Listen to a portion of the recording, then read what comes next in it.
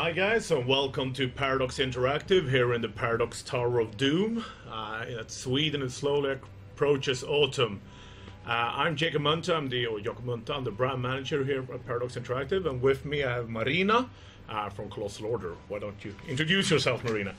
Hi everybody, my name is Marina, and I'm the CEO of Colossal Order.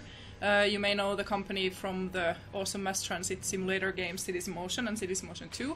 And we're going to talk about our newest game. Yes, today. We're going to talk about Cities Skylines, which was announced, I think, almost exactly a month ago today. And this is the first time we stream this game and the first time we show actual gameplay outside of trailers for the public. So I hope you enjoy it. Why don't you kick off and show us where we start, Marina? Yeah, of course. City Skylines is a city building game. Yep. And the whole idea here is that you're going to start in a map. And what we have now is this beautiful forest. Wonderful. Which doesn't actually have that much yet. So we're going to just start by laying a couple of roads here.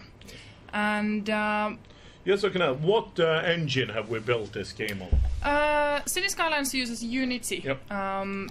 As did our Cities Motion 2 title, so we're kind of familiar with the engine, and it's actually really suitable for these kind of games. So we're just gonna lay down a couple of the basic roads, and you can see with it that it comes with a grid. Yes. In city building games, the basic idea there is that you can actually zone different kind of areas. Yeah. So in the game over here, you can see this green bar. Yeah. This is the demand, which actually tells you that what kind of zoning does the city require to function properly. So nobody's living in the city yet, so we're basically gonna start by laying a couple of the residential zones. All right. So just as an example. Yes. So you just how do you just paint that on, or how does it work when you zone? Yeah, there's different kind of tools. We have this kind of autofill tool. Yep. If you know, we can just start by choosing a section and basically cover one huge area at once. What I'm gonna do here is that I'm gonna lay a couple of more roads just to make it so that it's a little bit more dense. Okay. This is just basic straight roads. We have a lot of variation to different types of roads. Okay, as can you show see here. Some of them? Yeah, of course. And the curved road is something that we're extremely proud of. I have to say. Yes. In Cities Motion 2 we had it. We of course have to have it in this game. Yep. This is something that we're gonna go for the freeform one. And just as an example, you can pretty much do all sorts of crazy things. This might not be the most optimal now, but just as an example. Yeah. And the tool is pretty powerful. So if we, for example, want to lay some one-way roads and everything from small gravel roads to highways, you can actually build with this one. So we can put some pretty avenue here, for example. But also, there are some roads you started up with there. What do they do? Yeah, in the map, of course, if you think about this now, I have zoned here the first area. But how are people actually going to appear to your city? So you can see the green area here, which is the zoned area, but there's nothing happening. So what I'm going to do now is I'm going to connect the grid I have now just built to the highway, which is going across the map tile that I start with. Right. So now we slowly start to see if we just speed up the time a little bit, that there are actually people starting to move in. And please excuse the rather interesting popping up of the buildings, because we're still in alpha, so there's still a lot of things to be done. But over here you can actually see the first houses now appearing. And we see some icons over those. Yes, so basically what do people need? You can see in this info window, not enough electricity, not enough water. So the basic services that you have to set up for for the citizens in your city are those exactly. But what I'm gonna do here is I'm gonna just build a little bit more. Let's put a little bit more zones in. And if you like to change a road now, do you have to demolish it, or if you want it to be more beautiful, or? No, of course not. You can actually just change the road type by upgrading it or downgrading it. So what we have is in the road building tool we have this upgrade road tool. And for example now if we want to have some decorative trees, for example from here, it's super simple to just change it. And this is something that if you have a huge city at some point, you might want to check how the traffic is going, maybe widen up the streets a little bit. The zones are not so critical of that, they will basically just move a little bit to make some room. Of course something needs to be demolished, but... And now you can see the people moving in. Oh, there you go. So... That's excellent. All right. And let's put a little bit more. Yeah. More of the zones, and with the different tools, there, as I said, there's the autofill one. We also have this marquee. So, for example, over here on this amazing kind of curved. I don't even know what shape this is. Seriously, curved road. Yes. We can actually use the marquee tool. All right. To cover a huge area. So this will definitely help a lot if you know that you want. A lot of the one type of zoning. But now we can see it's changed a bit because now they don't demand as much. Yeah, exactly. In the demand here, you can see that industry and office ones are now requested, or then the commercial one. So of course the citizens in here require. If we go check it out, we have. Uneducated people living in here now. You can see it over here, and there's, for example, in this one, there's 2 adults living. So they might want to get also workplaces and shopping opportunities. So we'll just zone a little bit of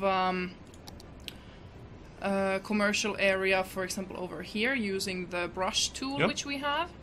And this is just kind of, if you think proportionally, the demand doesn't give you exact amounts, because depending how big your city is, you basically just have to kind of figure out, and it's not super critical. If you zone too much area, people are just not gonna start building there. So and the zoning itself doesn't cost anything. Building roads does, but zoning doesn't. So you can just go about and try different kind of things. Of course, with the industry, if we think about, there's a highway here. Maybe we'll locate the industry along these lines closer to the highway, because of course they do create some noise and pollution and all that. So maybe this one is more suitable. Yeah, that might be nicer for everyone living there. Yeah, exactly. So these are the basic zoning tools you have in the city. Of course, as you progress, there will be high density residential zone, there will be high density commercial zone, as well as offices, but these require more educated people, so we're just gonna start small with the city here. So okay, these people have been now requesting for water and electricity, so how about we actually go to this beautiful river here?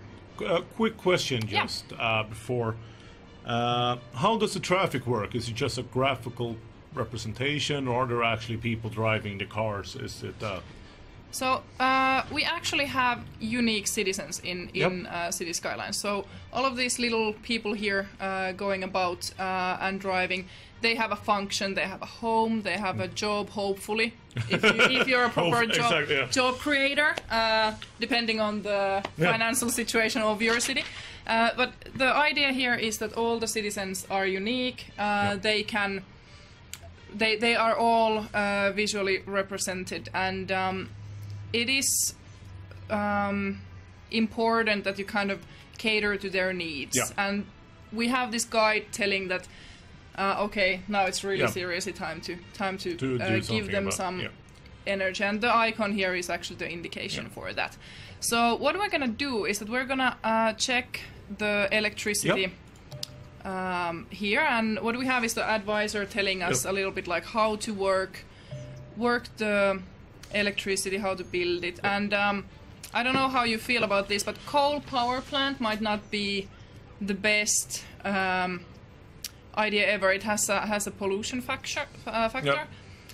But we're gonna place it anyway. Yes. Could we lower the speed a little bit, just? I think Yeah, it's of running course, quite of course. quickly Yeah. now for- So in here you can see with the time we have the pause, and then we have 3 different speeds. Yes. Good. Okay. Yeah. But we're gonna now place the coal power Yes. plant, and we're gonna actually put it here. In the middle of the residential In the area. middle Yes. of the residential, because that's exactly where people don't want it. As you can see, there's those little Yeah. puffs of pollution indicating to you that, okay, this might not have been the best idea. On the other hand, if we go to the... People seem to actually enjoy having electricity. Yeah, on the even, other, even exactly. if it's dirty. polluting. Yeah. But if we go to the info views, we can actually now see that the power plant has given electricity with the blue lines, and in the grid here you can see that all of these residential and commercial houses now have electricity. Yes. But what you can see here is that these guys are still not on the blue. Yeah. How do we fix that? Is that we're now gonna just draw super simply the power line from another grid to another. All right. And soon you can see over here the electricity going, and even the industrial area has now electricity. Okay, good. So, with the polluting energy, we're just gonna... Can we see now, quick in a map mode, if the pollution here? Yes, we can see that the polluting area here is the industrial area, as well as the power Somewhat plant. unfortunately placed power plant. Yeah, yeah. But we can fix that a little bit later, because first thing we need to do is get the water system running. And as I was explaining earlier, or mentioning, we have this river here. Yep. And you can actually see the river flowing to a certain way. And we're gonna start by looking at the water and sewage system. Over here we have a water pumping station. And we're gonna take it, and every time when you go to a certain tool, it will give you this info view to help you build a certain kind of system. And now we see the small little arrows or triangle thingies in the water. What does that show us? Yeah, so these are basically arrows telling which way the river is flowing, because in certain maps you might actually end up having a lake. Where the water is relatively still. There might be small currents. But it's rather important that if you look to the instructions the game gives you on the